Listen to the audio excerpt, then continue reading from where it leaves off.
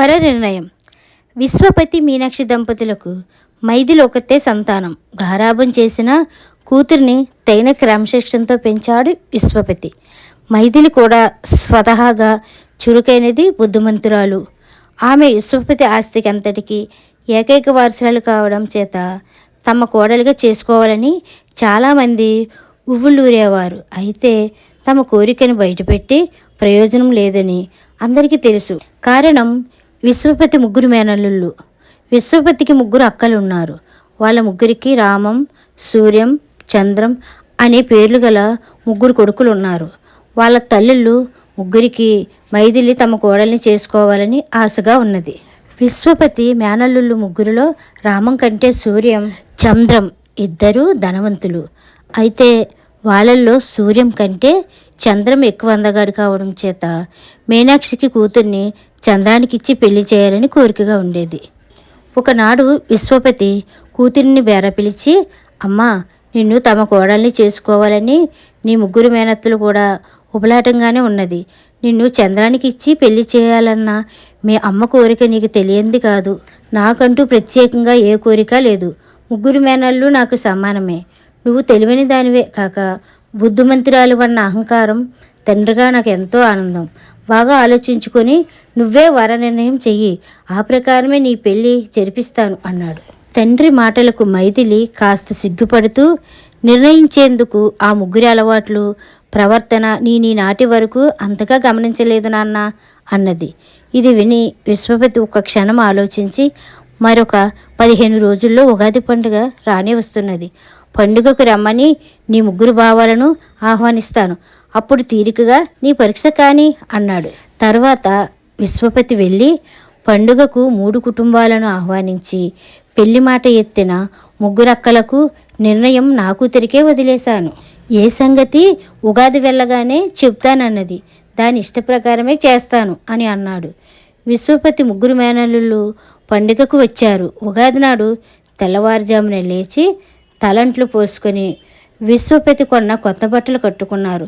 ఇంతలో వీధిలోంచి మల్లెపూల మనిషి కేక వినిపించింది. అది విని మైథిలి వీధి వాకిలి దగ్గరకు వచ్చి పూల పిల్లను పిలిచింది. అక్కడే ఉన్న ముగ్గురిలో సూర్యం ఇంటి చుట్టూరా తోటలో అన్ని పూలుండగా మళ్ళీ పూలు కొనడం ఎందుకు అన్నాడు. ఆ ప్రశ్నకు మైథిలి జవాబిచ్చేలోగానే రామం నవ్వి, తోటలో అన్ని రకాల పూలు ఉన్నవి కానీ మల్లెలు లేవు, కొనుక్కొని అంటూ పూల పిల్ల వైపు తిరిగి 2 మూరలు కొలిచి ఇవ్వు అంటూ జోబీలోంచి డబ్బులు తీశాడు. పూలపిల్ల పూలమాల కొలిచి ఇవ్వబోయింది. ఇంతలో చంద్రం ఆ పిల్లని వారిస్తూ, మరి 2 మూరలు ఇవ్వు అని రామం వైపు చూసి వేలాకూలంగా, పండుగ పూట పువ్వులు కొనేవాడివి బొత్తుగా బొటాబొట్టిగా కొనకపోతే కొనవచ్చు కదా అంటూ తన జోబీలోంచి డబ్బు తీసి పూలపిల్లకు ఇచ్చాడు.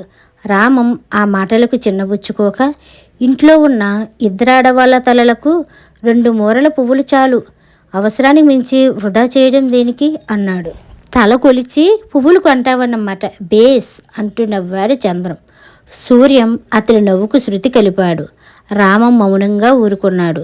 ముగ్గురి సంభాషణ విన్న మైథిలి చిన్నగా నవ్వుకొని మల్లెలు తీసుకుని లోపలికి వెళ్ళిపోయింది. మరికొంతసేపటికి విశ్వపతికి వాడుకగా చీరలు అమ్ముకున్న మనిషి చీరల మూట పట్టుకొని వచ్చాడు. వాణ్ణి చూసి ఆశ్చర్యంగా, విశ్వపతి, పండుగకు కావలసిన చీరలు తీసుకున్నాం కదా, మళ్ళీ వచ్చావేమిటి అని ప్రశ్నించాడు. కొత్త రకాల చీరలు వచ్చాయి బాబు, అమ్మాయి గారు బాగుంటాయని తెచ్చాను అన్నాడు చీరలవాడు. విశ్వపతి వాడికి జవాబిచ్చే లోపలే చంద్రం ఏవి చూపించు అన్నాడు. ఈలోగా వాళ్ళ మాటలు విని మైథిలి అక్కడికి వచ్చింది. ఏదో కొత్త రకపు చీరలట, నీకేది నచ్చుతుందో చూసుకో అన్నాడు చంద్రం. ఇప్పుడు ఎందుకు బావా, పండక్కి 2 చీరలు తీసుకున్నాను అన్నది మైథిలి. ఇది పండక్కి నేను ఇచ్చే కానుకో అంటూ నవ్వాడు చంద్రం. రామం జోక్యం చేసుకొని, చీరలు కొత్తవి ఉండగా మళ్ళీ కొని డబ్బు వృధా చేయడం దేనికి చంద్రం, ఆ డబ్బు పెట్టి ఇంకేదైనా కొనివ్వరాదా అన్నాడు. ఇంకేదైనా కొనివ్వడం తర్వాత చూస్తాను అంటూ చంద్రం వెంటనే చీరలన్నిటిలోకి ఖరీదైన చీర ఎంపిక చేశాడు. మైథిలి ఆ చీర నచ్చినట్టు తల ఒప్పగానే చంద్రం రామం వైపు ఒక్కసారి గర్వంగా చూసి లోపలికి వెళ్ళి డబ్బులు తెచ్చి చీరలవాడికి ఇచ్చాడు. ఆ సాయంత్రం రామం, సూర్యం, చంద్రం ముగ్గురు కలిసి అలా ఊళ్ళోకి వెళ్ళి వచ్చారు. వస్తూనే రామం మైథిలిని సమీపించి తన చేతిలో ఉన్న ఒక పెద్ద గ్రంథాన్ని ఆమెకిచ్చాడు. మైథిలి ఆశ్చర్యంగా, ఈ పూర్వకవి అంటే నాకు ఇష్టమని నీకెలా తెలుసు బావా అని అడిగింది. ఉదయం నువ్వు పక్కింటి అమ్మాయితో మాట్లాడుతూ పలాని పూర్వకవి రచనలంటే ఇష్టమని, కానీ ఆయన రచనల్లో ఒకటి ఎంత ప్రయత్నించినా దొరకలేదని అంటుండగా విన్నాను. బజారులో ఈ పుస్తకం కంటపడగానే నీ మాటలు గుర్తుకొచ్చి వెంటనే కొని తెచ్చాను. నా కానుకగా తీసుకో అన్నాడు రామ. ఆ రాత్రి భోజనాలు అయ్యాక ఎందుకో పెరట్లోకి వెళ్ళబోతూ మైథిలి అక్కడ జరుగుతున్న సంభాషణ విని అప్రయత్నంగా ఆగిపోయింది. నీ దగ్గర లేదంటే నమ్మబుద్ధి కావడం లేదు రామం, కాస్త నిష్ఠూరంగా వినిపించింది చంద్రం స్వరం. నిజంగా లేదు చంద్రం. సాయంత్రం నా దగ్గరున్న 200 రూపాయలు ఏదో అవసరానికి కావాలని మావయ్య తీసుకున్నాడు. సూర్యాన్ని అడిగి చూడు అంటున్నాడు రామం. సరేలే, డబ్బుకు వాడి ప్రాణానికి లంకే అన్నాడు చంద్రం విసుగ్గా. వాళ్ళ మాటలు విని అప్పటికి మౌనంగా ఇంట్లోకి వెళ్ళిన మైథిలి కుతూహలం ఆపుకోలేక తండ్రిని రహస్యంగా, రామం బావ దగ్గర డబ్బేమైనా తీసుకున్నావా అని ప్రశ్నించింది. విశ్వపతి ఆశ్చర్యంగా, నీకెలా తెలుసు అన్నాడు. మైథిలి అంతకుముందు పెరట్లో తాను విన్న సంభాషణ గురించి చెప్పింది. విశ్వపతి ఏదో అర్థమైనట్టుగా తల పంకిస్తూ, ఓహో అదా సంగతి. నిజానికి నేను రామం దగ్గర ₹1 కూడా పుచ్చుకోలేదమ్మా. సూర్యం కానీ చంద్రం కానీ నన్ను రామం దగ్గర డబ్బు తీసుకున్నావా? అవును, అవసరం కొద్దీ 200 తీసుకున్నాను అని చెప్పమని రామమే నాకు చెప్పాడు. ఇందులో ఏదో గూఢరహస్యం ఉండి ఉంటుందని సరే అని తల ఊపాను. ఆ తర్వాత చంద్రం నన్ను అడిగితే రామం చెప్పమన్నట్టే చెప్పాను. ఇదన్నమాట విషయం అంటూ పెద్దగా నవ్వాడు. మైథిలి తండ్రి చెప్పిన దానికి సంతోషిస్తున్నట్లు ముఖం పెట్టి, నాన్న ఇప్పుడు మీరు రామం బావను నిజంగానే 200 అడగండి అన్నది. విశ్వపతి ఆశ్చర్యంగా, మనకెందుకమ్మా అంటూ ఏదో అనబోయాడు. మైథిలి తండ్రిని వారిస్తూ, అలా కాదు, అడుగు, ఇస్తే తీసుకో అని అక్కడి నుంచి వెళ్ళిపోయింది. ఆ మర్నాడు రామం, సూర్యం, చంద్రం మేనమామ కుటుంబం దగ్గర సెలవు తీసుకుని వెళ్ళిపోయారు. వాళ్ళు వెళ్ళాక విశ్వపతి డబ్బు తెచ్చి కూతురికిస్తూ, ఇదిగోనమ్మా అడగగానే ఇచ్చాడు రామం, తిరిగి ఇవ్వడానికి తొందరపడకు మావయ్య అని కూడా చెప్పి వెళ్ళాడు అంటూ ఆగి ప్రసన్నంగా ఉన్న కూతురు ముఖం కేసి చూస్తూ కుతూహలంగా, చూడబోతే నీ వర నిర్ణయం ముగిసినట్టున్నదే, ఒకవేళ ఆ వరుడు రామం కాదు కదా అని ప్రశ్నించాడు. మైథిలి సిగ్గుతో తల వంచుకుంటూ రామమేనన్నట్టుగా తల ఊపింది.